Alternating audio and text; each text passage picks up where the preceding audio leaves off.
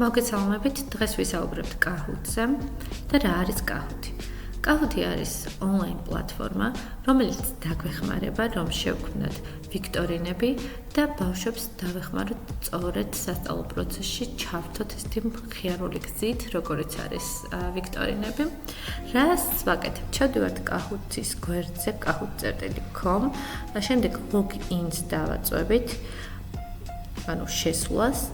ვირჩევთ ამის შემდეგ ან Google-ის mail-ს, ან Microsoft-ის, ან Apple-ის გაჩნია რა მოწყობილობით შევდივართ და როგორ გვინდა რომ გავიაროთ ავტორიზაცია.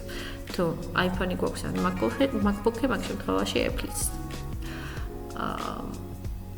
გადავდივართ შემდგომში უკვე Gmail-ით რეგისტრაციაზე ამ შემთხვევაში, ჩემ შემთხვევაში. ვირჩევთ, რადგანაც Chrome-ის ბრაუზერით ვარ შესული რომელი მეილით ვარ იმ mail-ს და ავტომატურად გადამიყვანა Kahoot-ის გვერდზე. აქ არის გვაქვს როგორც ფასიანი ტიპის დავალებები, ასევე უფასო ტიპის დავალებები. პირველ რიგში გავეცნოთ ზოგადად გვერდს, რა ხდება Kahoot-ზე და რა დავალებები შეგვიძლია რომ შევასრულოთ და რა შეიძლება რომ მოვძებნოთ Kahoot-ზე. პირველ რიგში ჩამონათვალში გვაქვს home ღილაკი, ანუ სახლის ღილაკი, რომელიც პირველი გვერდი არის discover, ანუ აღმოჩენის ღილაკი.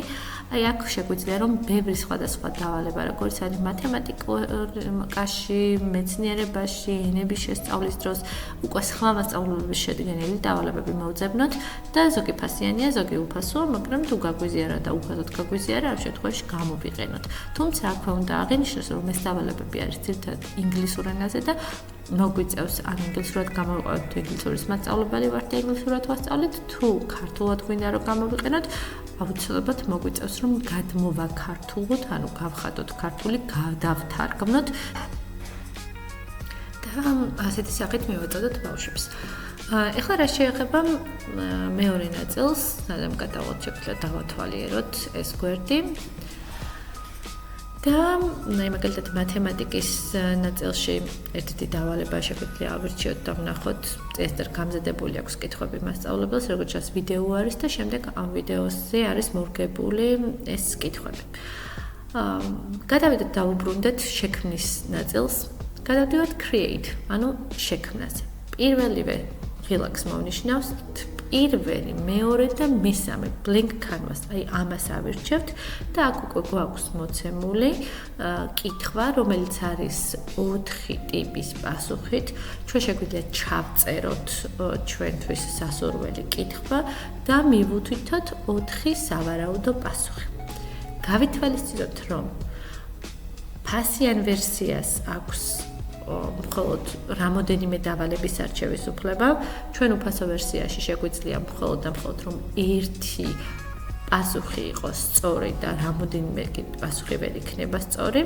მოვნიშნავთ სწორ პასუხს, აი ხა როგორც მოვნიშნავ ისე წონადე ღილაკის საშუალებით გამოვაჩენთ, რომ ეს არის სწორი პასუხი. შეგვიძლია ასევე შევცვალოთ დრო, ლიმიტი 20 წამი აქვს მოსწავლეებს ამ შემთხვევაში რომ უპასუხონ, თუმცა შემიძლია რომ უფრო მეტი გავხადოთ და 45-იანის მეტი დროის განმავლობაში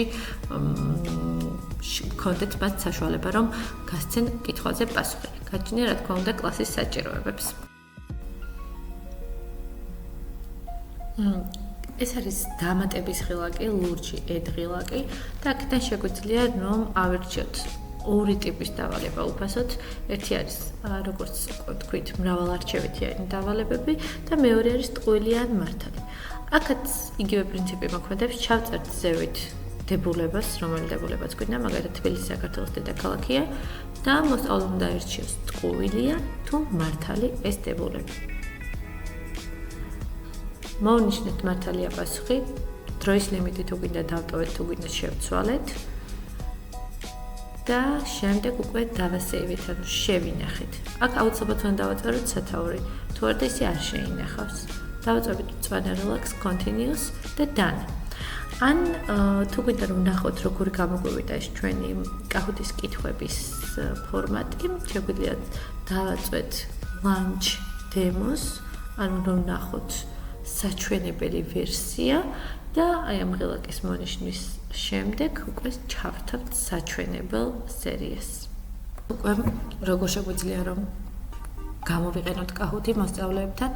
აქ ჩვენ შევდივართ library-ში, ანუ ბიბლიოთეკაში და ვნახულობთ ჩვენს მიერ გაკეთებულ Kahoot-ებს, ის რაც უკვე შევადგინეთ კითხვარებს, რომელთაც აქვს სახელები თავისი კონკრეტული თემატიკის მიხედვით, დავაწვევით live hosts, შემდეგ ავირჩევთ class, რომელ კლასშიც გვინდა გავხორციელება ამ დავალების, start new game, ანუ დავიწყეთ ახალი თამაში და start ღილაკის საშუალებით შემდგომში უკვე დაგენერირდება, ანუ შეიქმნება PIN კოდი ან QR კოდი. QR კოდის დასკარერების შემდეგ ბავშვები უკვე ავტომატურად გადავლენ სამუშაო ვერსიაზე, სადაც მათ გამოუჩნდებათ სავარაუდო პასუხები და კითხვები.